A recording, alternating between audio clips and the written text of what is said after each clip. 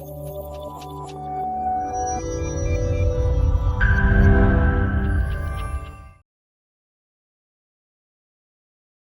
toutes et à tous. Donc, Nicolas Devanne, vous le disiez vous-même, je crois, à l'écran, originaire d'une petite commune qui est près de Toulouse, qui vit et travaille à Marseille depuis quelques temps, et effectivement qui est représenté par la galerie donc, Florent Maubert, dans le quartier du Marais. Alors, vous ne connaissez peut-être pas le travail de cet artiste qui a pourtant un beau background, et pour ne pas l'oublier tout de suite d'ailleurs, vous dire que par exemple il a été retenu par les amis du palais de Tokyo, et à ce titre il bénéficiera d'une on va dire d'une expo solo à l'intérieur d'une expo de groupe, en tout cas d'une salle dans le cadre d'une expo de groupe au Palais de Tokyo le 20 février, qui est l'expo récurrente des amis de cette institution. Ce qui est évidemment, vous l'imaginez, une visibilité assez importante pour un artiste, puisque le Palais de Tokyo est un peu le Graal de l'art contemporain parisien, hexagonal, européen, international, disons-le carrément. Alors, mon idée est la suivante, c'est de vous montrer un certain nombre d'images tout de suite pour que vous rentriez dans l'univers de Nicolas. Et ces images, elles ont été faites lors de l'exposition relativement récente que lui avait organisé le FRAC PACA à Marseille, dans cet espace qui est au 4e étage, je ne sais pas comment on l'appelle. Le plateau expérimental. Le plateau expérimental. Donc je vous les montre sans gros commentaires pour l'instant. Je voudrais que vous rentriez dans cet univers. Donc voilà, c'est une manière d'entrer dans la matière en quelque sorte. Je voudrais que vous mesuriez la dimension de l'installation de cette exposition, qui passe par le volume, bien sûr, cette construction d'un toit dont les tuiles sont défaites,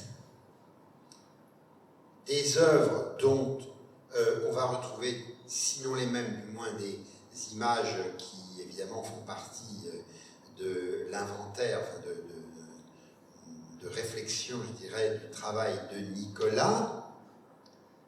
Ici, vous voyez une autre nature physique, nature matérielle, sur des plaques de verre. Un détail ici. Là, une plaque de béton qui enserre une plaque céramique. Porcelaine.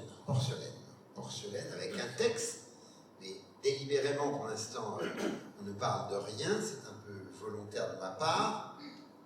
Et ici, une pièce assez discrète qui porte, voilà, on voit à peu près qu'il s'agit d'une chaîne, comme nous en avons eu souvent, on en a encore autour du cou, avec un petit anneau. Tout cela, on va le revoir, sinon dans le détail.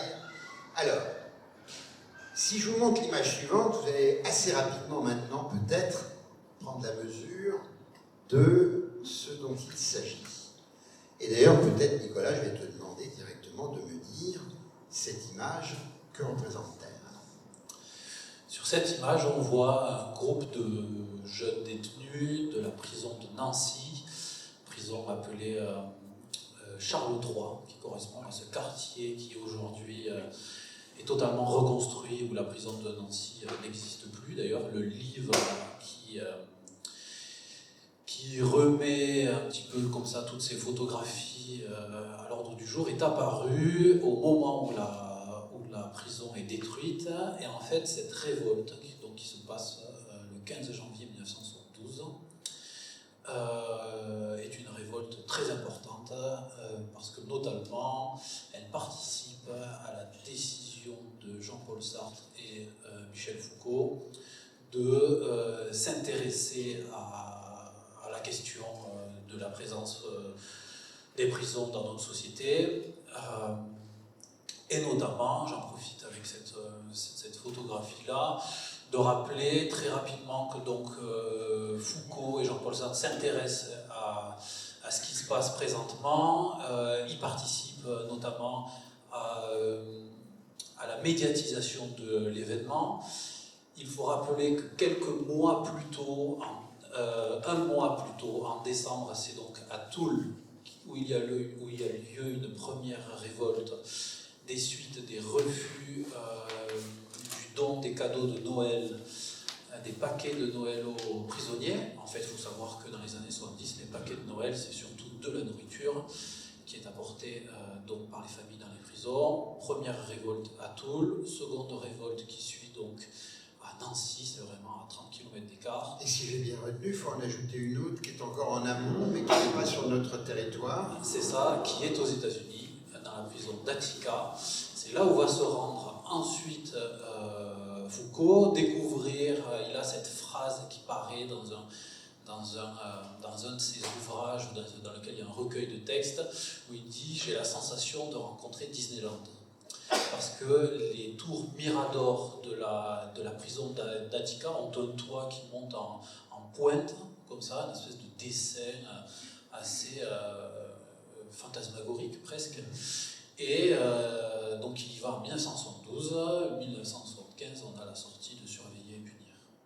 Alors, ces événements et cet événement particulièrement de Nancy, il a été d'ailleurs en quelque sorte pris en charge aussi par un autre artiste dans la relative immédiateté, enfin pas la même temporalité mais presque, mais pour votre information, il fallait absolument vous montrer ce tableau de Gérard Fromanger sur cette révolte qu'il réalise en 1974. Alors, rentrons dans le vif de tes préoccupations, et comme j'ai un peu l'habitude de le faire avec notre public ici, nous l'avons vu, tu es né à Lavore, et tu as fait tes études à l'école des Beaux-Arts de Perpignan. Tout à fait. Alors, les études à l'école des Beaux-Arts, est-ce que cette préoccupation de l'univers carcéral était déjà présente dans ta tête, dans ton travail, et finalement, d'où vient cette curiosité, ou cette attention, plutôt curiosité, attention à ces questions relatives à l'univers carcéral? En fait, il se passe deux événements à l'école des Beaux-Arts.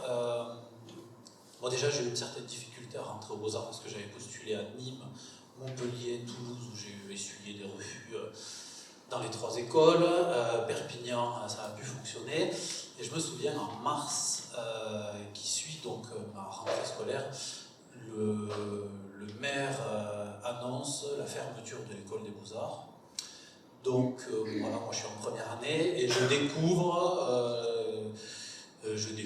la question de la révolte, parce qu'en fait tous les cours s'arrêtent et tout était organisé autour de la survie de cette école. Donc en fait, voilà, je me retrouvais sans cours aucun, rien du tout. Et la seule chose qui était organisée dans cette école, c'était de savoir comment on allait faire pour survivre. Comment est-ce qu'on pouvait occuper l'école, etc., etc. Et donc du coup, il y avait une sorte comme ça de groupuscule dans lequel se pouvaient se former des étudiants et répondre à la presse. J'étais en première année, j'étais déjà, on va dire, en première ligne. Nous sommes en quelle année là ? Là, nous sommes en 2006. En 2006. Et on obtient le fait que l'école reste en place, mais au fur et à mesure que j'avance dans les années, je passe en deuxième année, la première année ferme, j'avance en troisième année, la deuxième année ferme, etc., etc. Donc on est toujours dans une certaine urgence, et à ce moment-là, je décide d'intervenir dans un lieu qui se monte à 500 mètres de chez moi, donc plus loin que Perpignan, à côté de Toulouse, dans un lieu qui est un établissement pénitentiaire pour mineurs, à Lavore, dans le Tarn. Donc voilà, une espèce de bâtiment que j'ai vu sortir de terre au fur et à mesure, et dont la construction a été arrêtée, reprise pour cause de destruction volontaire, etc. Et je vais faire un atelier là-bas, je vais rencontrer les jeunes, je fait une proposition artistique, vidéo, etc. Et une fois que j'ai mis les pieds dans cet espace, tout d'un coup, il y a eu un choc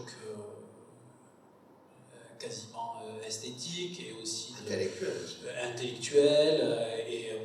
Et je découvre que par là, je peux exprimer pas mal de choses que je n'avais pas forcément envie de raconter sur un plan personnel. Donc, certaines choses que j'exprimais passaient par le prisme de l'observation du monde carcéral. Et en 4e année, je me débrouille à être enseignant en prison, enseignant d'aquarelle. Enseignant d'aquarelle. Voilà, alors que à Lavore, dans ce... Non, du coup c'était à Perpignan. Bon, il faut savoir, j'ai jamais touché une aquarelle de toute ma vie. Donc, de toute façon, il n'y avait pas qu'un seul escroc dans la prison. Donc, je me retrouvais voilà, en tant qu'enseignant. Mais très rapidement, les détenus ont vite compris aussi. On a travaillé sur autre chose. Voilà. Et c'est là où a commencé toutes mes investigations.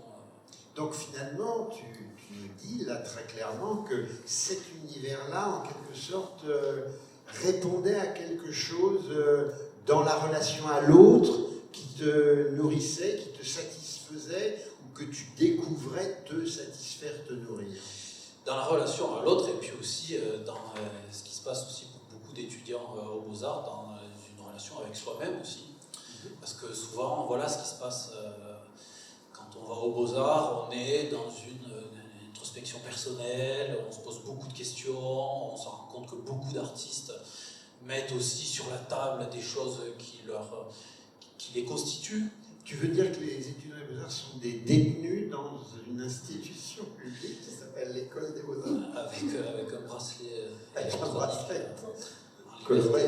En liberté. Alors, en fait, une école des Beaux-Arts, c'est une sorte de cocon dans lequel, dès la première année, il faut se poser la question de savoir comment est-ce qu'on va faire pour le briser. Ça, c'est ce que je pense moi. Pour en sortir, d'accord.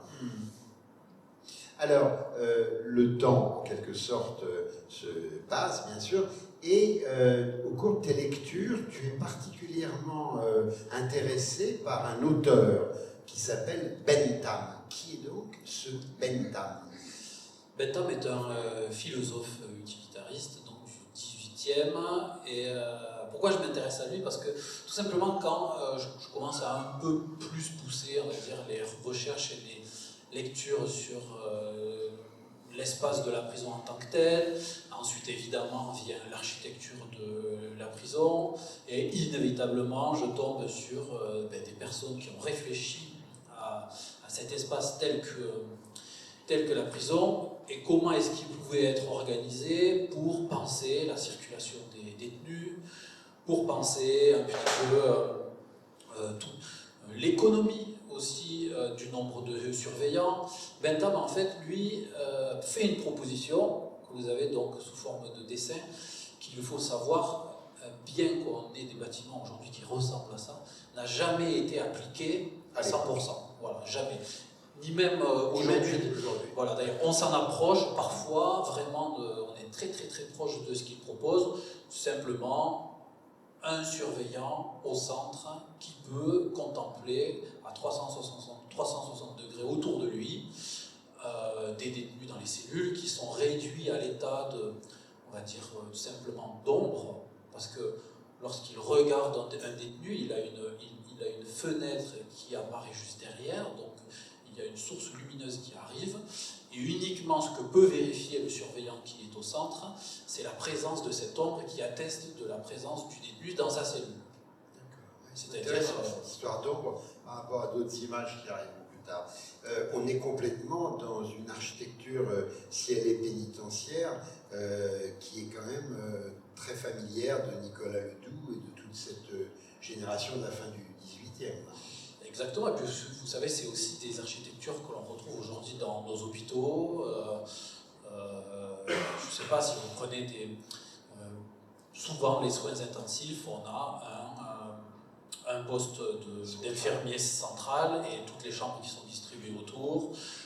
Les écoles aussi sont souvent pensées comme ça. En fait, tous les endroits dans lesquels on tente d'organiser les allées et venues d'un certain nombre de personnes. Alors c'est cette image, c'est la découverte de cette image, la réflexion prédilection de Bentham dans cette qualité de philosophie utilitariste, fonctionnariste, que tu réalises en 2013 un dessin au titre allemand-autrichien Narrenturm, pour lequel tu vas utiliser un matériau singulier qui est la limaille de fer.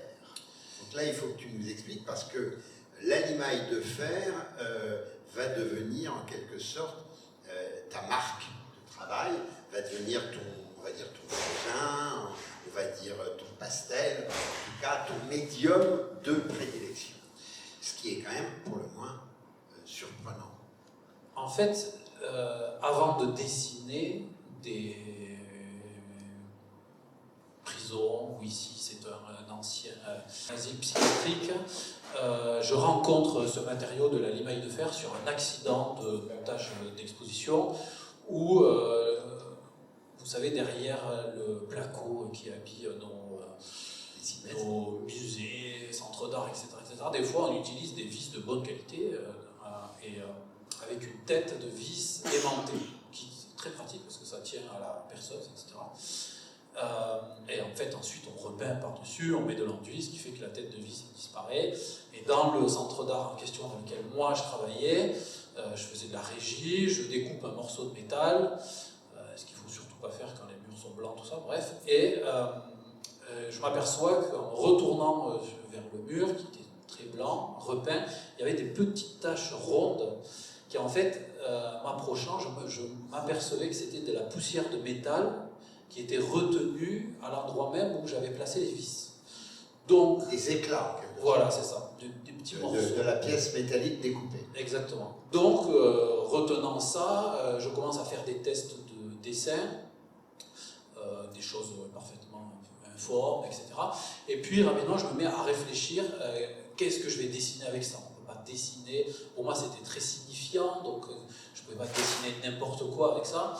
Et comment se faisait-il que cette limaille était maintenue sur le mur ? Du coup, vu la présence de l'élément derrière la peinture, en fait, retenait en permanence, comme ça, et ça c'est ce qui avait aussi retenu mon attention, c'est-à-dire que si j'arrivais avec le doigt, je pouvais faire tomber le dessin. Ah oui. Et donc, je me mets à réfléchir à savoir qu'est-ce que j'allais dessiner. Et en gros, moi, mettant les pieds en prison régulièrement pour ces histoires de cours, d'interventions, de visites ou quoi que ce soit, évidemment, je faisais des collections de photos. Je photographiais, bon, et pareil, il fallait faire ça discrètement. Et je faisais des recherches aussi sur Internet. Je trouvais que les architectures étaient particulières. Du coup, les architectures qui ressemblaient à celles de Bentham. Du coup, les collections de photos que je faisais, donc celle-ci, ce dessin qui, donc d'après une photo, qui représente des bâtiments qui s'inspirent donc de cette utilisation, on va dire, de bâtiments circulaires. Et je me mets à réaliser, c'est un peu sous forme de gravure, dans des plaques d'aimant. Donc c'est la même chose, vous savez, qu'on met sur les A qu'on met sur les véhicules, ouais. Les conduites accompagnées, tout ça. Moi j'achète ça en rouleau, et donc j'ai une feuille noire que je découpe au cutter, je découpe cette forme, donc c'est une sorte de pochoir, gravure, et ensuite je recouvre le tout de papier, donc je vous passe d'autres étapes qui sont un peu longues, et ensuite je viens disposer dessus de la poudre de fer, qui lorsque je mets le dessin à la verticale, en fait uniquement à l'endroit où il y a de l'aimant découpé, la poudre de fer reste. Se stabilise. C'est ça. Moi, mais il y a une perte quand même qui se perd. Il y a une perte immédiate de la poudre qui ne se situe pas en face de là où il y a un aimant. D'accord. Par exemple, là, dans les cases blanches, j'ai ôté l'aimant, donc la poudre tombe. Mais sinon, elle reste. Moi, ce qui m'intéresse aussi là-dedans, c'est que si je passe la main sur le papier, derrière la vitre, parce que tout ça est encadré, évidemment, je reviens au blanc du papier. Voilà. Ça m'intéresse vraiment aussi. C'est une fragilité. Une certaine fragilité, et puis aussi le fait de pouvoir effacer le dessin en un claquement de doigts, et je crois quelque chose qui peut correspondre aussi à l'esprit détenu qui ne laisse pas de traces au possible. Alors, dans ce moment-là, tu réalises aussi un certain nombre d'autres pièces qui n'en appellent pas donc, à cette technique très très particulière, mais absolument impressionnante finalement quand on est dans le réel face à tes dessins. C'est vrai qu'il y a quelque chose qui est une très grande force, en même temps, comme tu dis, une très grande fragilité. On se demande si ça va pas s'effondrer tout d'un coup. Tu réalises une série qui s'appelle Preso dei Matero, elle qui est adossée à la technique plus traditionnelle, on va dire, de l'estampe. De l'estampe au centre de l'empreinte. Tout à fait. En fait, il s'agit d'un frottage d'un papier sur un mur d'une prison bien particulière de la ville de Mataró, qui est située à 30 km au nord de Barcelone. Cette prison m'intéressait parce que, en fait, Franco y a enfermé des opposants politiques et elle a la particularité, déjà au niveau architectural, d'être un semi-panoptique quasi parfait. Donc c'est une prison en demi-cercle. Ce qui est en face du demi-cercle, c'est le bâtiment administratif. Et à hauteur de personnes, d'hommes et de femmes, on a toute une série de gravures qui viennent envahir donc, ces briques. Et je me souviens, c'était pour une exposition en 2013 à la Maison Salvant à Labège, à côté de Toulouse. Je réfléchissais à un autre procédé avec du béton, etc. Je passe là-dessus. Et en fait, j'avais envie d'avoir avec moi, comme pour accompagner d'autres travaux, les gravures de ces personnes-là. Donc simplement, je me souviens que ces pièces-là étaient j'avais organisé une sorte d'accompagnement. C'est-à-dire que j'étais allé faire le frottage, que je contre-collais, etc., et que je présentais dans l'exposition comme des fenêtres sur ce lieu-là. Et en fait, je m'aperçois aujourd'hui que maintenant, je reprends ce principe-là de travail qui est d'aller chercher dans des lieux spécifiques une sorte de présence que j'ai envie d'accompagner avec moi dans des expositions. Voilà, dans lequel l'histoire et certaines choses se sont passées de manière très très précise. Je m'aperçois qu'aujourd'hui, je suis énormément dans cette question-là de prélèvement, légère transformation et placement dans des expositions. Voilà, comme vous avez pu voir rapidement dans les premières images au FRAC Background. En fait, le travail se développe par rapport à des problématiques mémorielles, des lieux dans lesquels que tu traverses, que tu découvres. Aujourd'hui, ça se traduit énormément à travers ce prisme-là, donc c'est vraiment des problématiques, on va dire, mémorielles. Mais ce qui m'intéresse, c'est de ramener cette question mémorielle au sens très large du terme à des choses qui peuvent être extrêmement intimes. D'ailleurs, c'est assez marrant voilà, qu'on voit ces images-là, parce que ces pièces de 2013 sont restées en l'état, et je me souviens d'une idée de projet qui est restée en suspens, qui ressortira probablement à un moment donné. Quand j'avais commencé à travailler sur ces frottages, je m'étais intéressé à la quantité de murs qui étaient enlevés pour pouvoir faire ces gravures. Et je considérais que la quantité était relativement intéressante parce qu'elle correspondait déjà à une quantité de murs enlevés pour pouvoir atteindre la liberté, en fait. Autant de grammes de poussière de briques sont enlevés, ce sont autant de grammes de moins pour pouvoir atteindre l'autre côté du mur. Chose que je n'ai toujours pas avancée à l'heure d'aujourd'hui, mais c'est quelque chose qui est encore en réflexion, bien sûr. En prison, on a du temps. On en a beaucoup. Alors justement, en prison, c'est vrai que ce qui est assez fascinant dans ta démarche, c'est cette sorte d'implication que tu te donnes de la vie, en somme, au quotidien de ces prisonniers, que tu fasses des interventions, disons, d'enseignement artistique, ou que tu réfléchis à la création de certaines pièces. Alors, il y a une série série qui est intéressante, qui avait été montrée à la galerie à Paris chez Maubert, et qui renvoyait à la question de la cuisine en prison. Comme l'acte, notamment cette vue d'ensemble, c'est une vue d'ensemble, mais on voit très nettement qu'il y a des réchauds. Cette question de la cuisine, elle est si, comment dire, prégnante pour les prisonniers eux-mêmes, où tu es allé comme ça te braquer sur un angle de leur vie au quotidien pour essayer de mesurer et puis finalement de transposer dans une action artistique. Cet intérêt pour la cuisine en prison est né d'observations que j'ai pu faire pendant une résidence d'artiste que j'ai faite en prison, donc à la maison centrale de Ensisheim, en Alsace. Et tu vas finir par toutes les avoir faites. J'ai un peu moins de 20 en ce moment, voilà, je suis à peu près par là. Une vingtaine. Oui, une vingtaine.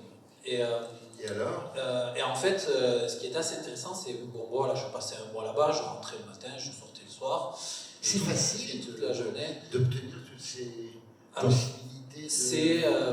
Pour un artiste comme ça qui vient dire, écoutez, voilà, je fais un travail artistique, à qui tu t'adresses? Excuse-moi, je t'ai coupé, mais je pense que c'est intéressant quand même de savoir un peu sur les procédures. Y rentrer pour faire quelque chose, pour proposer quelque chose, c'est très facile, parce que l'administration pénitentiaire est très en demande de faire des choses, d'organiser des choses, que les détenus soient au contact de d'autres personnes, etc., de d'autres perspectives. Faire quelque chose de sérieux, c'est beaucoup plus dur. Ah oui. C'est beaucoup plus dur parce qu'évidemment, il ne faut pas trop. Et j'ai un exemple qui est très fort sur ce qui s'est passé justement par rapport à ce projet-là, qui a valu qu'en Occitanie, pendant une dizaine d'années, je ne sois plus trop invité pour faire des projets en prison. C'est que, en fait, moi je voyais des détenus ramener des gâteaux, ramener un pain d'épices maison. Je trouve ça assez extraordinaire et très rapidement j'en suis venu à leur poser la question, mais comment vous faites? C'est les familles qui ramènent quelque chose, etc. Non, pas trop d'explications, et vraiment en passant du temps avec eux, j'en ai eu un peu plus, qui est par exemple, en fait, un des premiers moments de résistance, et d'ailleurs, j'en profite pour faire une petite parenthèse sur ce mot-là, l'attitude des détenus en prison qui rentrent en résistance avec avec l'espace dans lequel ils sont, l'institution dans laquelle ils sont, a bien façonné mon travail ensuite par la suite. Voilà. On verra dans d'autres images. En fait, la première résistance, c'est de ne pas manger dans la gamelle, comme les chiens.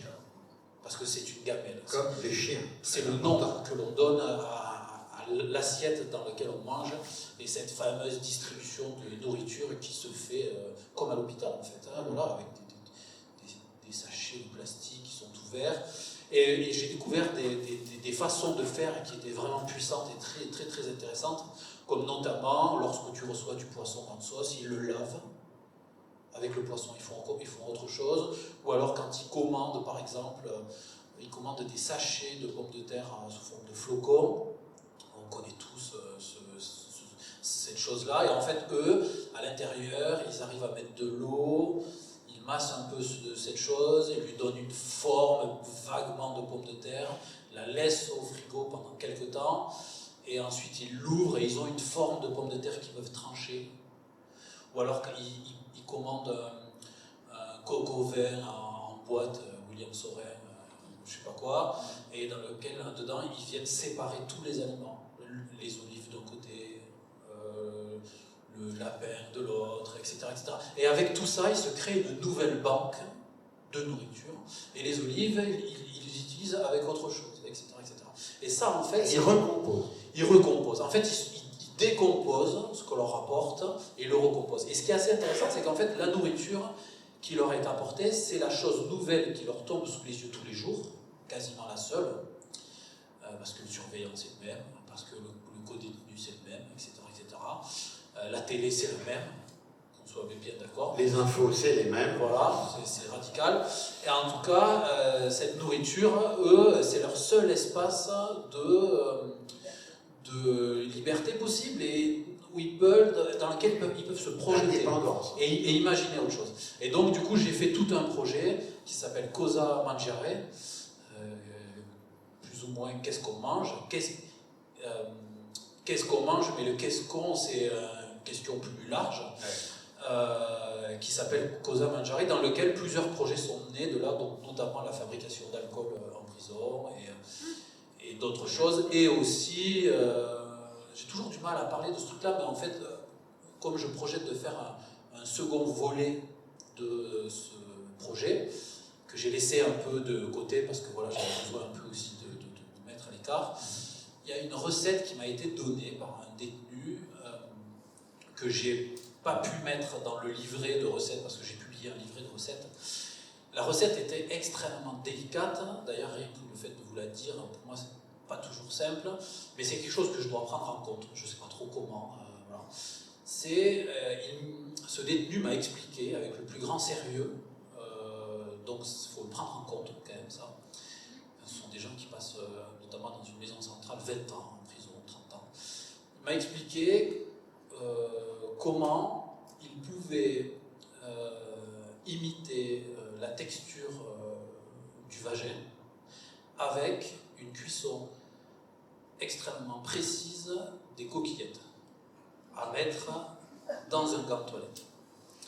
Et en fait, moi j'ai été très marqué par ce truc, mais maintenant... Il n'y a pas que toi, hein, tout ce que tu fais, ça nous marque fortement. Maintenant j'ai ce truc à 3 ans. En fait, après aussi, c'est que ça c'est quelque chose dont on peut discuter, mais l'inscrire dans un livret de recettes, c'est quand même autre chose. Moi j'ai eu besoin de mettre à distance, voilà. Je l'entends, nous l'entendons. Tu mets ton nom dessus, enfin, c'est tout un tas de choses. Mais en tout cas maintenant, moi c'est quelque chose que j'ai envie de prendre avec sérieux, et parce que c'est la réalité.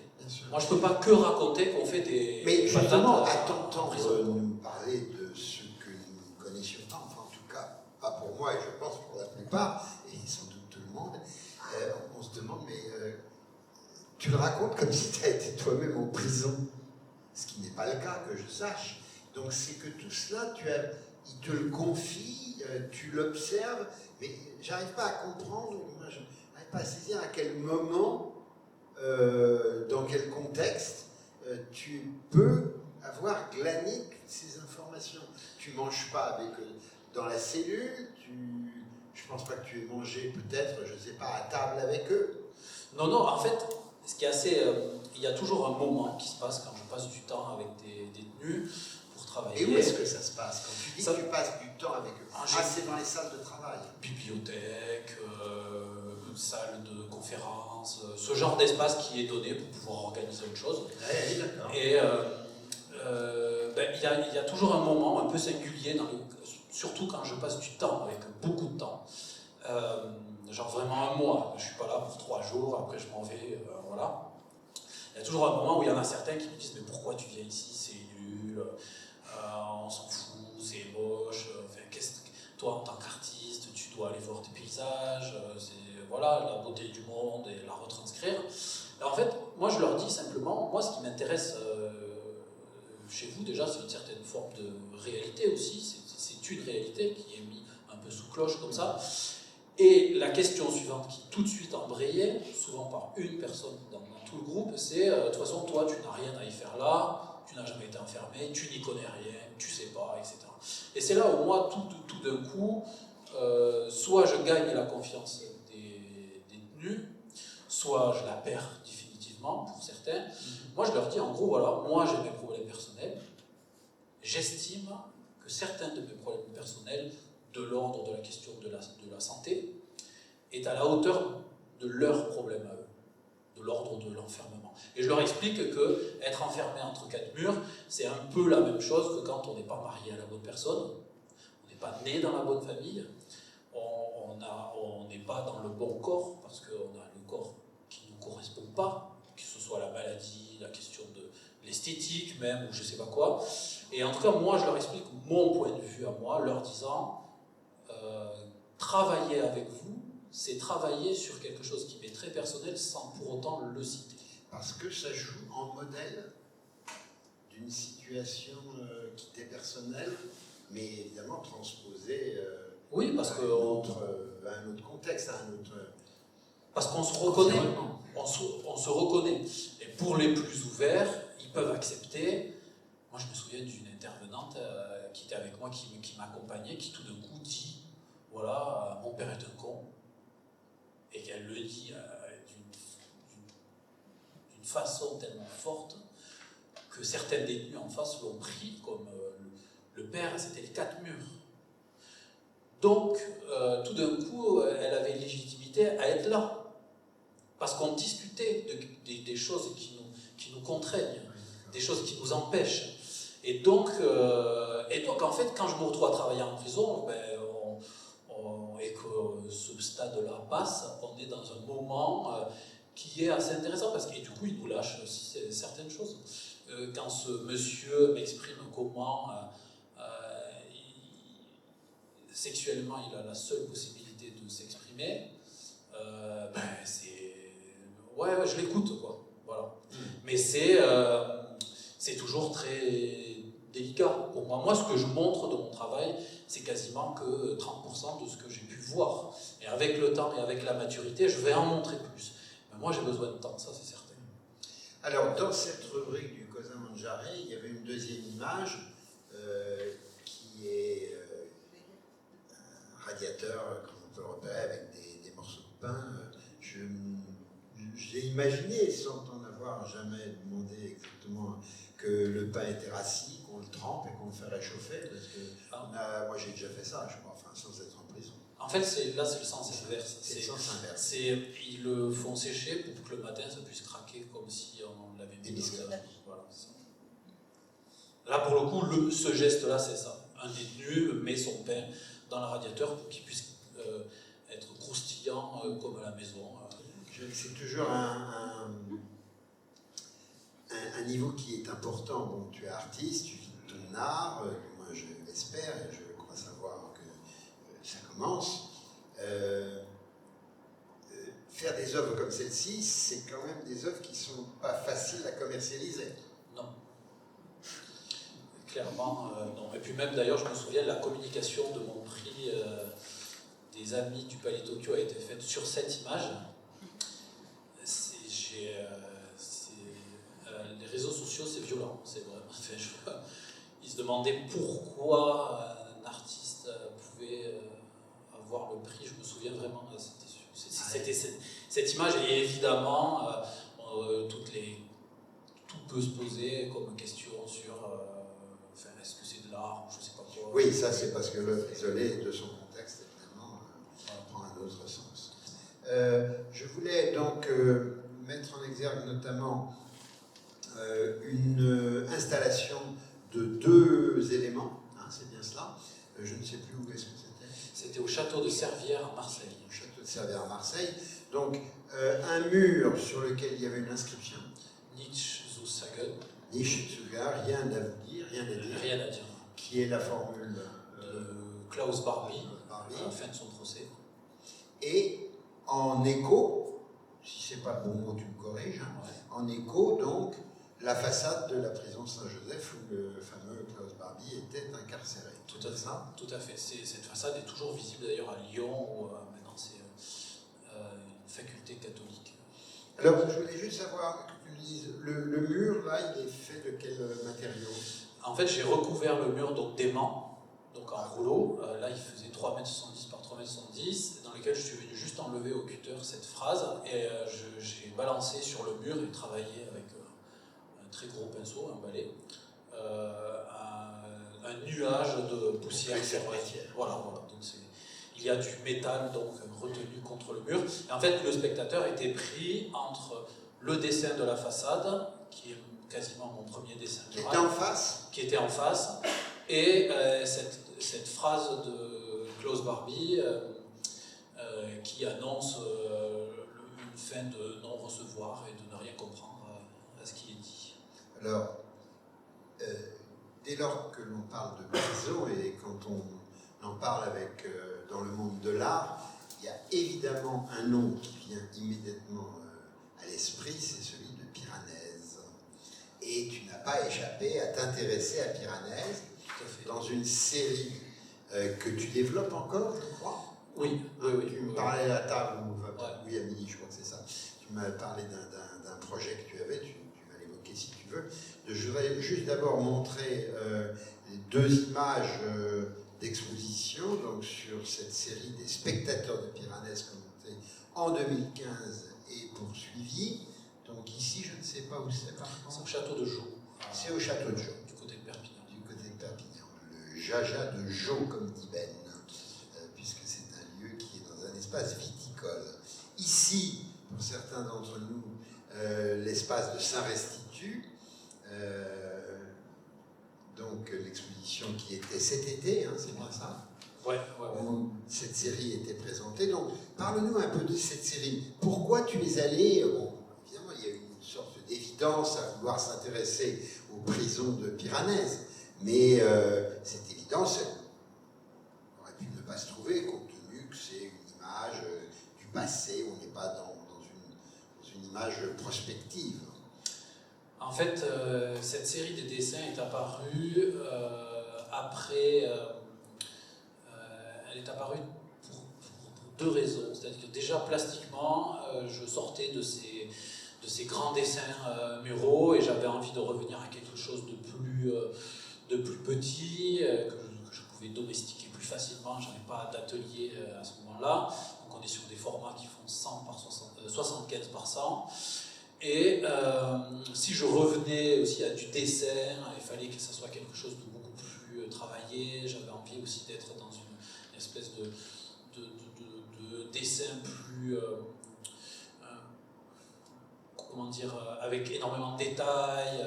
Voilà, j'étais un peu dans cette perspective-là. Et ça tombe à un moment où je montre mon travail, notamment à l'École des Beaux-Arts de Besançon. Et dans leur bibliothèque, ils ont un exemplaire des 400 exemplaires qu'avait fait rééditer le club de bibliophilie de Monaco, donc des carcéries. Les carcéries, donc, ce sont ces 16 planches faites par Piranèse, donc ce graveur fin du 18e.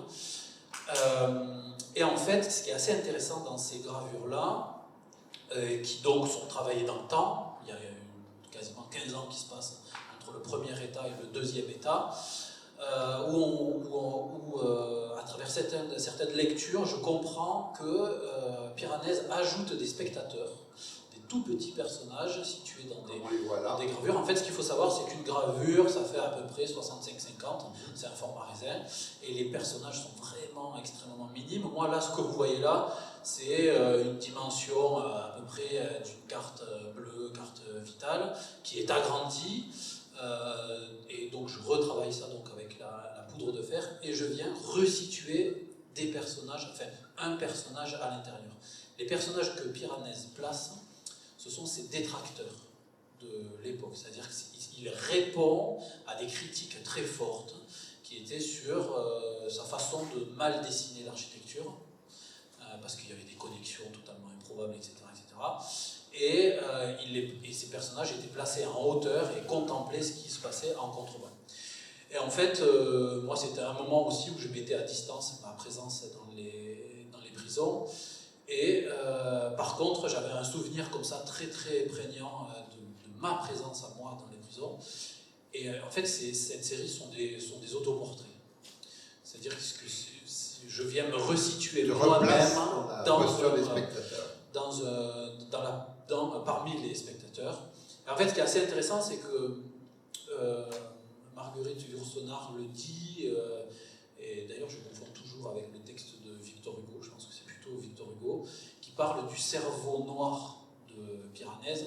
Et en fait, ça vient aussi assimiler aussi les architectures de Piranèse comme simplement des architectures de pensée, dans lesquelles tu deviens complètement enfermé, etc., et dans des pensées très noires.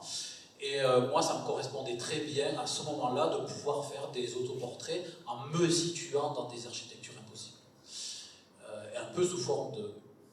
Parce que tu veux sous-entendre par là que le fait de fréquenter cet univers, ce monde, les personnages qui l'habitent, te conduisait doucement vers quelque chose qui t'enfermait toi-même dans ton esprit. sais pas si je le dirais comme ça. En tout cas, ce qui est sûr et certain, c'est que la tentative de l'autoportrait, forcément, à un moment donné, apparaît. Et j'avais vraiment du mal à aller vers la représentation classique de l'autoportrait où l'on se voit. Mais j'avais plus envie de parler d'état d'esprit, et les architectures de Piranèse parlaient de ça. Donc évidemment que les allers-retours en prison ne facilitent pas ce genre de choses, bien qu'il y ait aussi une sorte d'effet un peu comme ça, libérateur. Toutes ces réflexions ont fait que j'ai décidé, moi personnellement, de me représenter dans cette architecture. Est-ce qu'on devient addict à cette fréquentation? Oui, clairement, parce que c'est infini. Les choses que l'on peut y observer, les choses que l'on a envie de faire, le travail qu'on a envie de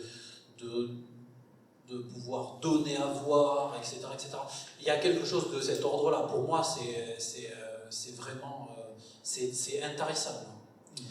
Je vais reprendre une phrase d'un mec que j'ai rencontré il n'y a pas tellement longtemps, François Besse, qui était le co-détenu lors de l'évasion de la santé de Jacques Mérine. Donc, vous voyez déjà dans mes rencontres aussi, j'essaie aussi d'être dans des... Voilà, j'ai une discussion avec lui, je lui dis quelle est la pire prison que tu aies pu rencontrer.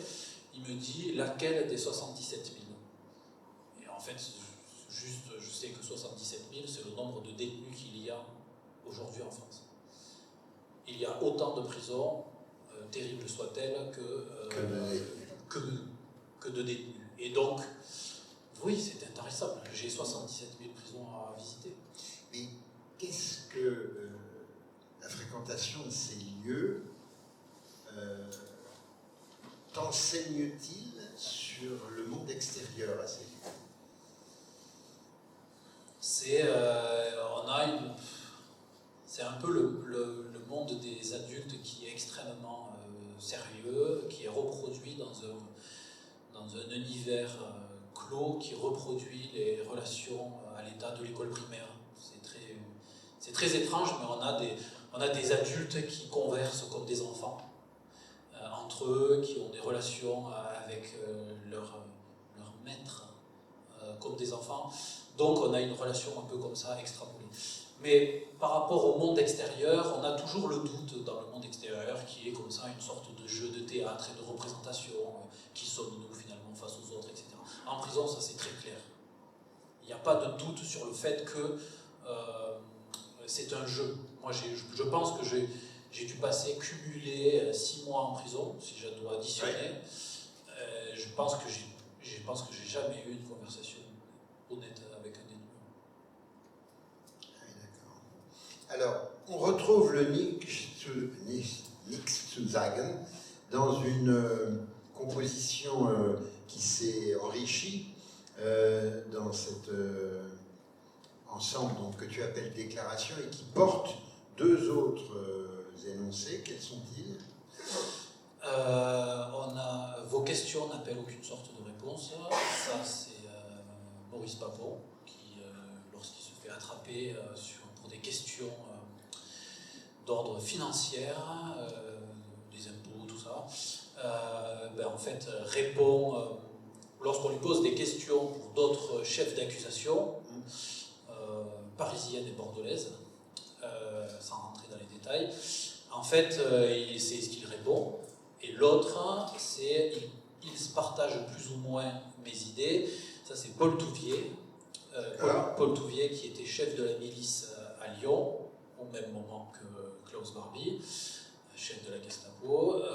Paul Touvier fait cette déclaration parce qu'on lui demande pourquoi l'Église catholique l'a caché toutes ces années-là. Alors, quand tu constitues cette pièce, est-ce qu'elle a une valeur manifeste, militante? Quelle est l'intention qui préside à cette façon de réunir ces 3 déclarations? Une des premières intentions, c'était aussi de pouvoir tenter d'autres choses dans le travail donc avec la poudre de fer. Donc, je me disais aussi que cette matière aussi pouvait porter un texte, pouvait porter un sens voilà, de texte, etc. Et ce qui m'intéressait aussi, c'était l'ambiguïté des phrases qui étaient posées. D'ailleurs, il y en a une quatrième, dont je ne me risquerai pas dans la prononciation, parce que c'est en allemand, mais la traduction, c'est Le soleil brille. Une quatrième qui a été faite récemment au Centre d'art de Pont-à-Royan-la Halle, sur un mur. Qui est destiné à s'accrocher. Qui est destiné dans le futur, oui, à être mis voilà, sous ce format-là, et pour pouvoir être aussi accroché. Le soleil brille, en fait, tout simplement, c'est le chant des nazis parachutistes, qui a été écrit d'ailleurs par quelqu'un, par un soldat parachutiste, qui a d'ailleurs sévi dans le Vercors, un des seuls à avoir reçu une médaille pour action antipartisane. Et cette chanson, c'est toujours la même aujourd'hui. Alors, j'ai retenu cette pièce parce que elle m'interroge, en fait. Elle m'interroge parce que j'aime bien les pièces obscures, les pièces étranges, enfin, curieuses. Ça s'appelle les livres noirs. J'aime beaucoup les bouquins et les livres. Et en plus, il s'agit là d'un ensemble de documents fabriqués par toi-même, hein, donc, et selon alors un process assez compliqué qui part d'abord d'un travail de filmographie, on va dire, hein, de filmographie de la déambulation des prisonniers, et plus à chaque fois j'aborde une de tes œuvres, je me dis mais il a les autorisations, comment il fait, enfin voilà, je m'interroge sur cet espace de clôture qu'est la prison et comment tu arrives à transcender ou à gagner toutes sortes d'informations. Alors, ces livres noirs, quels sont-ils? On dévoile tout de suite le contenu, si je puis dire. D'ailleurs, qu'est-ce que c'est? Que sont ces livres noirs? Ces livres noirs, c'est la résultante aussi, aussi, parce que je dis qu'il y a eu plusieurs pièces qui sont sorties de là, de ce mois passé à la maison centrale d'Ensisheim. En fait, c'est ma déambulation à moi dans les prisons. La caméra, c'est les détenus qui la portaient. Mais tu réussis à transcender les barrières administratives pour faire qu'ils portent une caméra sur eux. Alors là, tu le fais d'une manière. Pour le coup, le directeur, il n'est pas là. Alors ça se passe souvent comme ça, évidemment. Ah, quand même. On verra dans d'autres choses. Mais là, pour le coup, c'était parfaitement autorisé, etc. C'était un peu la condition. C'est-à-dire que je voulais aller travailler là-bas, et tout le monde était d'accord, etc. Mais voilà, moi, je leur avais dit, il faut qu'on puisse dépasser certaines choses. Et si c'est pour rester dans le simple atelier et faire des petites choses, ça, au bout d'un moment, moi, je tourne en rond, aucun intérêt. Et là ce qui était assez intéressant, c'est que voilà, j'ai pu faire rentrer une caméra. Ce qu'il faut savoir, c'est que c'est plus facile dans une maison centrale, parce qu'il peut se passer 6 mois dans une maison centrale sans que personne ne sorte ou ne rentre. C'est pas comme dans une maison d'arrêt où c'est le supermarché. Il y en a 15 qui sortent par jour, 30 qui rentrent, 20 le lendemain, enfin bon voilà. Une maison centrale, vu que les gens y sont pour entre 15 et infinité, il y a moins de mouvement. Donc, on peut autoriser plus de choses. Voilà. Donc là, en l'occurrence, je donne la caméra à 2-3 personnes détenues et je leur demande de me filmer dans les 10 espaces que je remarque être leurs seuls 10 espaces possibles de déambulation. Ils sont enfermés là-bas pour 30 ans. Ils n'ont que 10 couloirs, salles, cours de déambulation possible. Donc, dans leur espace de vie. Dans leur espace de vie. Donc, étant donné qu'il y avait aussi un petit peu des jalousies dans qui est-ce que j'allais filmer, c'est moi. J'ai dit, on est détenus, mais on est humain. Voilà, moi j'ai dit c'est moi, du coup, ça voilà. Et en fait, ce qui était assez intéressant, c'est que ce sont eux qui m'ont filmé en me demandant d'aller plus à droite, à gauche, de ne pas franchir la porte, d'attendre, etc. Ils m'ont filmé. À des moments aussi, quand on regarde les livres, et je vous expliquais comment ça se passe, du film au livre, en fait, on me voit m'éloigner, il y a une grille qui se ferme, on me voit m'éloigner dans un endroit dans lequel eux ne peuvent pas aller. Et tout simplement, en fait, on filme des séquences qui font entre 30 secondes et 4 minutes. Et ensuite, ces séquences-là, en trifouillant un peu sur l'ordinateur et les logiciels que je voulais avoir, je suis arrivé à faire de l'image par image. de vectoriser ces images. Donc j'avais une image en noir et blanc, un noir et blanc, pas de valeur de gris, rien du tout. Donc où on voit une silhouette qui marche dans un espace. Si la séquence faisait 30 secondes, l'épaisseur du livre était assez fine. Si la séquence fait 4 minutes, on a quelque chose de plus épais, ce qui explique ces différences-là. Et en fait, sur la tranche de la bibliothèque, on a 10 livres pour les 10 espaces. Et en fait, donc je fais imprimer ces livres dans des trucs pour imprimer hyper pas cher, low cost, etc.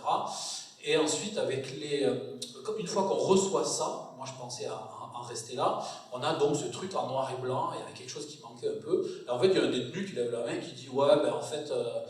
Ils lèvent la main, ils sont disciplinés à ce point. Ouais, oui, très. Il faut bien les distribuer, les bons points pour les remises de peine. Oui. En fait, ils disent je crois que la prison elle devrait être un peu plus noire. Et là, la réflexion est tout à fait intéressante. Je vais acheter peut-être 500 feutres noirs et on a passé un temps énorme en discutant pour recouvrir chaque page. Donc en fait, on a des couloirs qui sont plongés totalement dans l'ombre, dans lesquels on distingue une silhouette qui vient simplement marcher. En fait, moi, ce qui m'intéresse, c'est que j'ai la sensation dans cette pièce-là qu'on a une sorte de 3D d'un des dessins de Piranèse. Parce que l'impossibilité des couloirs. Chez Piranèse, les couloirs et les passerelles ne connectent pas les unes avec les autres. Et quand on re-range le livre dans cette bibliothèque, c'est jamais rangé au bon endroit. Enfin, il y a une espèce comme ça de choses totalement improbables et surréalistes qui se créent. Voilà. Alors, on va regarder des images maintenant qui vont nous rappeler évidemment le toit de Nancy, pour le moins, je pense, avec, alors ça c'est une exposition aux abattoirs que tu as fait il y a 2 ans de cela, selon le principe de l'utilité de dessin à la limaille de fer, et là on voit très nettement que la limaille tombe, qui n'est pas retenue, tu joues avec les effets plastiques du color field, si j'allais dire. Tout simplement, au lieu de travailler à plat, à l'horizontale, je travaille à la verticale. Et de ce fait, il s'agit de dessin mural. De ce fait, je laisse en dessous donc des plaques d'aimant qui restent toujours présentes contre le mur. Donc en fait, la plaque d'aimant, elle se présente noire, caoutchouteuse, donc elle peut être découpée pour pouvoir faire le motif. Et dans la partie du bas du toit que vous pouvez apercevoir là, en fait, je laisse de l'aimant que je repeins en blanc. Donc, en fait, tout mon dessin découpé disparaît. Et quand je jette la poudre au niveau du toit, elle finit par tomber au sol. Et quand elle tombe, elle est retenue en partie par l'aimant. Ce qui veut dire que la partie du bas n'est pas dessinée. C'est la chute de la poudre qui la dessine toute seule. Ça donne la sensation que le toit se délite soit vers le bas ou alors qu'il s'arrache du bas vers le haut. Oui, d'ailleurs, dans cette image du mutin, on peut supposer que tu as travaillé le dessin à l'envers. Exactement. On voit d'ailleurs une ligne noire se dessiner comme une sorte de rectangle autour du dessin. En fait, le dessin a été fait à l'envers et le dernier geste, ça a été de découper le mur et de le retourner, qui est vraiment le dernier geste du dessin. C'est-à-dire que je profite de la gravité pour pouvoir avoir cette chute. Clairement, je ne peux pas faire monter la poudre, c'est pas possible. Donc, je le dessine à l'envers. Et ensuite, je découpe le mur à Tu découpes le mur et à tu retournes et tu le réencastres. Et voilà. Bon, chose que je... chose que des fois, je regrette un peu aujourd'hui. Dans un prochain dessin, le mur, je vais le poser au sol. Il va y avoir le rectangle noir. Et Quoi, c'est parce que le côté trompe-l'œil te dérange? Je sais pas. Oui, peut-être parce que la poudre s'arrête un peu de façon trop nette en haut. Ah oui. Voilà. Alors, il y a une série qui existe sur les Miradors, donc on est toujours avec un dessin. Quelle était l'idée de cette série-là, enfin de cette séquence? En fait, simplement, des fois quand je tente des trucs dans les dessins, je fais d'abord sur des petits formats, et les petits formats, généralement, je fais des Miradors, dans des lieux qui m'intéressent. Là, en l'occurrence, c'est le camp du Struthof en Alsace, lieu dans lequel je suis allé faire une résidence résidence cet été, enfin, en relation avec un centre d'art. Et là, en fait, ce que je teste simplement, c'est avec la poudre, la possibilité d'avoir de multiples lignes de ronces, de barbelés, de bois qui s'enchevêtrent et savoir si avec la poudre, j'arrive à avoir un certain détail. Et si c'est ce satisfaisant, je peux passer à un plus grand format. Voilà. On en découvre une autre qui est d'une autre nature iconographique, puisque c'est un prison ship, donc un bateau, en quelque sorte, un bateau prison. Et ça, tu me disais que c'était un dessin que tu as fait de retour de Tasmanie. Explique-nous un petit peu quelle est la relation entre la Tasmanie et le prison ship. En fait, je suis allé faire une résidence d'artiste en Tasmanie pour faire un dessin. Parce qu'il y a aussi des prisons là-bas, évidemment, je suppose. En fait, la Tasmanie, c'est un peu notre équivalent de Cayenne, mais pour les Anglais. La Tasmanie, c'est un endroit où l'histoire est très dure et très forte. L'organisation de la prostitution par les soldats a été colossale. Donc des femmes qui pouvaient voler en Angleterre et ensuite être déportées, on parle de ça du 19e, et se retrouver dans des centres de prostitution là-bas, et aussi la fameuse guerre noire qui a consisté à éradiquer l'autochtone de l'île. Donc, en fait, de ce fait, on me propose d'aller faire une résidence, des lieux difficiles, tout ça. Et moi, en fait, je choisis de dessiner là-bas une île cimetière, voilà, parce que j'avais envie de passer aux plantes, au paysage. Et en revenant de Tasmanie, tout simplement, voilà, j'ai lu un peu là-bas ce que je pouvais sur ces déportations de jeunes femmes et de femmes, voilà. Et en fait, notamment, un des bateaux qui servait à les déporter, c'est celui-là. Et de retour, j'ai dessiné ce bateau d'élite. C'est mon plus grand mural à l'heure actuelle, dans lequel j'ai pris beaucoup de plaisir à le travailler, parce que la dimension est assez intéressante au niveau plastique. Pour moi, il fait à peu près 4 mètres de haut et 3 mètres de large. Ouais. Et puis, je pouvais laisser s'exprimer aussi la poudre de fer dans toutes ses chutes. Et je trouvais aussi que la coque du bateau pouvait mieux accompagner la chute de la poudre. Le prochain dessin, comme ça, c'est la mairie de Paris.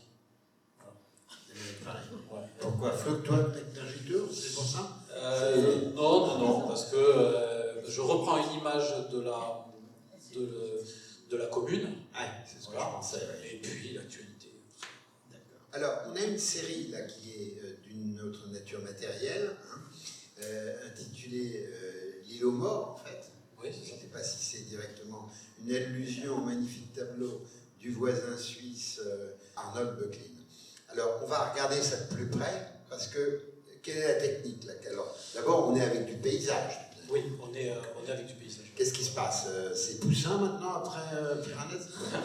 Là, en fait, c'était aussi pour répondre, donc c'est un des fameux dessins que j'ai fait pour la Tasmanie, que j'avais fait en très grand, en mural. Et là, en l'occurrence, à ce moment-là, je testais je voulais travailler le dessin, mais autrement. Non pas que j'en avais marre de la poudre de fer ou que sais-je. Et puis, je réfléchissais à ne pas trop pas trop m'éloigner de cette poudre de fer qui, pour moi, raconte vraiment l'évasion. C'est le barreau limé qui produit de la poudre de fer, enfin, l'évasion même. Et j'avais envie de le matérialiser autrement. Et en l'occurrence, je me suis souvenu d'une dispute avec mon paternel, parce que j'avais utilisé une disqueuse à la maison, et je n'avais pas fait attention que derrière, il y avait une baie vitrée. Et en fait, quand on disque un morceau de métal, on produit des étincelles. Une étincelle, c'est un grain de fer incandescent, très chaud, qui lorsqu'il vient toucher le verre, il s'attache définitivement. Donc, je me suis fait disputer, mais j'ai bien gardé ça. Et en fait, ce qui est assez intéressant, c'est que moi, je me retrouve de fil en aiguille à être prof de céramique, un peu comme le prof d'aquarelle. Voilà. Et le yoga, c'est pour quand? C'est ça. Non, bientôt. Voilà. Et du coup, je teste des choses en céramique. Je me fais des plaques de porcelaine. Je découvre la fabrication de la porcelaine, c'est génial. Et en fait, je me fais des plaques qui pour moi deviennent des feuilles, et je mets sur la porcelaine un émail. Et en fait, un émail, c'est une surface vitrée, c'est la même chose. Et en fait, je me dis, mais peut-être que je pourrais travailler le dessin avec de la poudre de fer, mais cette fois-ci incrustée, mais qui raconterait autre chose. C'est-à-dire que si j'expose de la poudre de fer incrustée et de la poudre de fer aimantée, ça raconte deux choses différentes. Et pourtant, avec le même matériau, je peux arriver à avoir une complexité comme ça de récit. Et de manière très intuitive aussi, pour trancher avec ce que je pouvais faire dans les dessins à la poudre de fer aimantée, j'ai décidé de me diriger vers le paysage mémoriel, le paysage qui a vu, vécu, ressenti un moment particulier. Donc, de manière naturelle, je suis allé vers le dessin. En fait, je dessine à la disqueuse et au pochoir. Donc, c'est une toute autre façon d'approcher le dessin parce que c'est extrêmement physique et on doit aussi se protéger les yeux, le nez, on est dans un scaphandre total. Et donc on ne voit pas trop ce qu'on fait, voilà. Et ce qui produit ce genre de choses-là. Ce qui, moi, m'intéresse là-dedans, c'est que c'est le support qui, lui, devient fragile. Voilà. Alors que le dessin résiste à tout. Il survit à toutes les températures, pour le coup. À tout. Voilà. Au temps, à la lumière. Alors, dans la même manière, tu as fait, sans doute certains ici connaissent les grottes de la Luire, pas moi, dans le Vercors, donc, où tu étais invité à intervenir. Et pareillement, tu as, à l'intérieur de la grotte, c'est cela, réalisé une plaque, non? Ouais, donc là, c'est sur une plaque de verre qui fait 110 par 160. Bon, on le voit, est suspendu dans l'espace. Et en fait, ma résidence, parce que j'ai passé du temps du coup dans le Vercors, la résidence a été très orientée sur la question de la résistance française et des événements qui se sont passés. Et en fait, dans cette grotte, c'était simplement installé pour quelques jours un hôpital de fortune qui accueillait soldats allemands, soldats français, etc. Mais malgré la présence des soldats allemands et des soldats français et d'une croix rouge cousue sur une tête d'oreiller, tous les soldats ont été exécutés au moment de la découverte d'un groupe nazi. Et cette grotte, je l'ai considérée, voilà, comme un paysage mémoriel. Et je me suis attaché à essayer de la dessiner.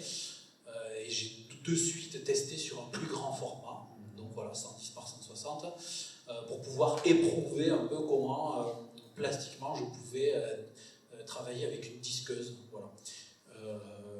Rapidement, je suis revenu sur des formats un peu plus raisonnables, mais maintenant que je suis revenu sur des plus petits, j'ai la sensation que je peux me réattaquer aux plus grands. Ça, c'est simplement des problématiques plastiques. Mais ceci dit, à chaque tentative, moi, je m'attache à réaliser des paysages mémoriels. Voilà.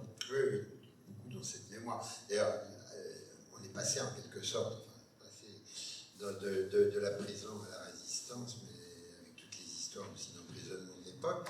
Et là, c'est une proposition d'une autre nature encore. Et je pensais que c'était bien aussi que vous voyiez un petit peu les propos plastiques de Nicolas. Donc, qu'est-ce que c'est que ce pont des soupirs que tu réalises, je crois, dans une chapelle, c'est ça, à Sète? C'était à Sète, la chapelle du Quartier Haut, qui est très très forte, très belle, parce que tout le plafond est noir, non pas brûlé, mais repeint en noir pour qu'une troupe de théâtre puisse travailler. Et ensuite, c'est devenu un lieu d'exposition. Et là, tu réalises une sorte de... En fait, c'est une fresque sur verre que je réalise au scotch. Donc c'est un scotch, vraiment un très bon scotch, qui colle vraiment bien si on le fait dans les conditions idéales. Simplement, après avoir passé du temps au mémorial de la prison de Montluc à Lyon, j'ai pu fouiller dans leurs archives, etc. Je découvre une pratique qui se faisait pendant la Première et Deuxième Guerre mondiale dans les grandes villes françaises, qui était le fait de recouvrir les vitrines de scotch pour éviter que l'effet blast des bombes casse la vitre. Et si la vitre était cassée malgré la présence du scotch, la vitre restait droite et en place. Ce qui est assez intéressant là-dedans, c'est que les commerçants se sont attachés, dans ce moment si particulier de temps de guerre, à quand même réaliser des motifs. Des motifs assez extraordinaires, magnifiques. Un fleuriste faisait un bouquet de fleurs, etc., en découpant le scotch. Et moi, je me suis interrogé cette année, voilà, donc ce sont des travaux qui sont très récents, dans la réalisation de dessins que je réalise au scotch sur des plaques de verre. Je pose ces plaques de verre au mur et j'explose toutes les plaques. On voit un dessin posé, etc. Ce qu'il faut savoir, c'est quand on est proche de l'image, ben, tout d'un coup, en fait, on s'aperçoit que tout est brisé. Et là, tu les exploses comment, à coups de marteau? Avec une pointe métallique. Parce que vraiment, juste l'impact. Ouais, voilà, ça résiste énormément. Et en fait, ce qui pour moi est intéressant là-dedans, c'est que c'est le dessin qui fait tenir le dessin. Voilà, c'est le passage au scotch qui fait en sorte que la chose plane contre le mur tienne encore debout.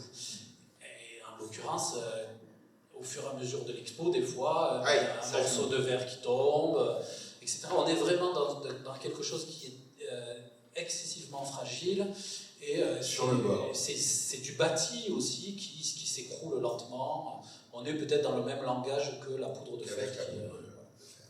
Ici, on va voir 3 pièces qui sont. Alors, tu le disais tout à l'heure, c'est de la céramique. Ça, c'est de la porcelaine, ouais. C'est de la porcelaine.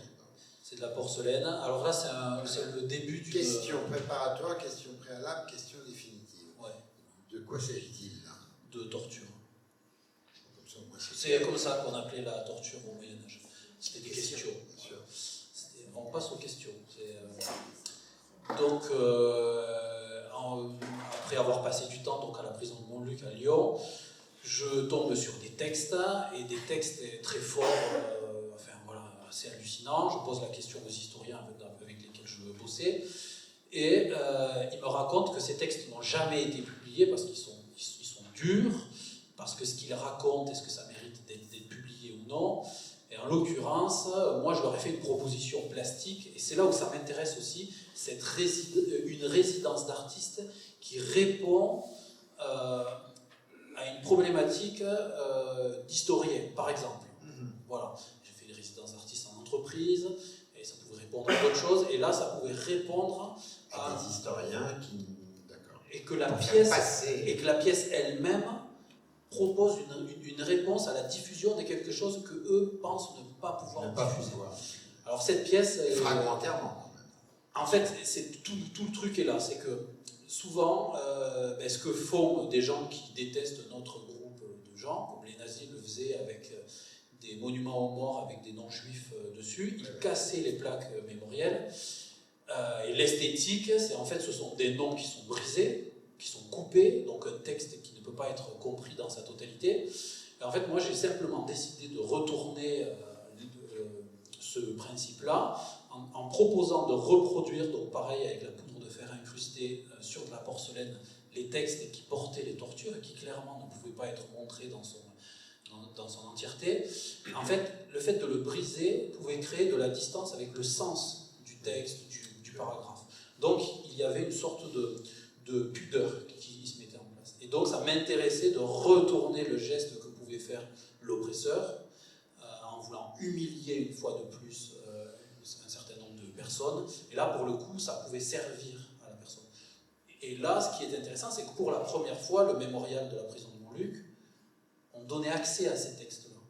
Parce qu'il y a eu un consensus trouvé sur la fabrication d'une pièce. Et ça m'intéresse vraiment. Ça, c'est quelque chose qui, aujourd'hui, me porte plus que parfois mon travail d'atelier. J'ai beaucoup préoccupé par ces questions de fabrication, d'expérimentation matérielle, qui apportent du sens à ce que tu voudrais mettre en exergue.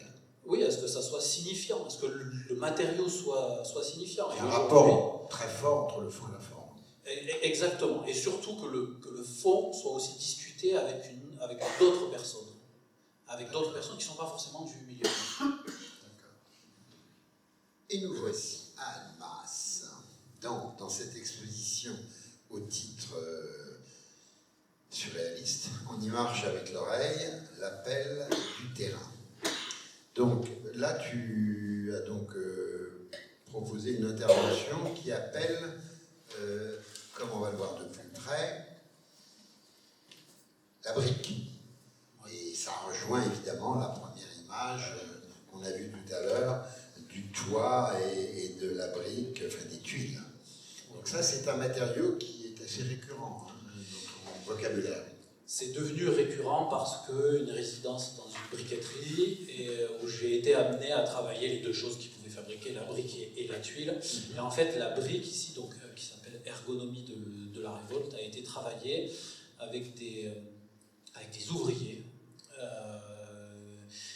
Et ces ouvriers-là, on avait une discussion sur pas mal de choses, notamment aussi ce que pouvait être le milieu de l'art, ce qu'eux en percevaient, ce que moi je pouvais en percevoir et leur donner, etc., etc. On parlait aussi pas mal de la question de la valeur aussi des choses. Et aussi du geste artistique aussi minimal, ou alors que moi je ne fasse pas quelque chose, qu'ils le fassent eux et que ça puisse faire œuvre. Et donc en discutant, je leur ai dit ce qui est assez intéressant dans votre façon de faire, c'est qu'on voit que nettement, quand vous portez les briques qui sortent de la filière, donc cette production comme ça, de cette espèce de sortie de pâte de terre, qui ensuite est coupée au fil à un moment précis, pour faire une brique, exactement. Et ils devaient faire attention à ne pas laisser de traces. Je leur ai demandé d'accentuer les traces, notamment en faisant ce geste-là, qui venait appuyer la terre. Ensuite, on la posait, on la mettait au séchoir, on la faisait cuire. Et lorsqu'on sortait ces pièces, j'ai fait environ 300 ou 400 briques de cet ordre-là, qui s'appelle donc Ergonomie de la révolte, où lorsqu'on les prend en main, on a le geste, la tenue en main la plus parfaite qui amène l'idée suivante, qui logiquement découle de celui qui la prend en main, qui est de la jeter. D'où le nom Ergonomie de la révolte. Et ce qui était assez intéressant aussi, c'est que je leur dis que ces pièces, moi, dans la galerie, je la vends 250 €. Ah oui, non, alors que eux, la brique, ça coûte 2,50 €. 2,50 €. Donc on multiplie par 100 le fait qu'ils ne respectent pas le geste de fabrication, parce que c'est dans un contexte précis, parce qu'on raconte tout un tas de choses autour, parce que ça vient se mettre dans un autre champ social. Oui, il y a un décalage. Ouais, mais ça, c'est assez intéressant que eux, du coup, à travers ce truc-là et la rencontre qu'on a pu avoir, l'acceptent. Alors que si c'est quelque chose qu'ils voient comme mais ça. alors là, on n'est plus du tout dans l'univers carcéral, sinon qu'on est dans un univers quand même terriblement conditionné, celui de la chaîne, par exemple. Exactement. Ben, de toute façon... qui est une métaphore, enfin, je ne sais pas laquelle est la métaphore de l'autre. Inévitablement, quand on pense au travail à la chaîne, on pense à la prison. Il y a quelque chose de cet ordre-là, ça c'est sûr et certain, qui est pour le coup le travail à la chaîne, mais beaucoup plus personnel. Donc c'est-à-dire que petit à petit, j'en viens aussi plus directement à des choses qui peuvent me concerner. Alors pour terminer, puisqu'on est en train de parler justement de la prison, pour s'en échapper, il faut une clé, vous le savez bien, et là, tu n'as pas manqué de faire les clés. C'est facile, mais c'est pour faire la sortie. Alors, de quoi s'agit-il? Là, il s'agit d'une réalisation que tu as faite en 2017, c'est ça? Quartier des femmes mineures, prison des Baumettes à Marseille. Et évidemment, ce qui est très important, c'est la nature, une fois de plus, la nature matérielle de l'objet. C'est de la céramique dentaire. De la céramique dentaire, pour plusieurs raisons. En fait, là, on voit que la pièce est posée sur une plaque de béton, qui est ensuite couverte par une plaque de verre, parce que je n'ai pas envie que la clé s'envole. En fait, dans une des conversations que j'ai eues avec des détenus, où je leur parlais vaguement d'un projet avec de la céramique dentaire, ils me disaient, de toute façon, si tu veux récupérer de la céramique dentaire, tu vas dans la cour de promenade.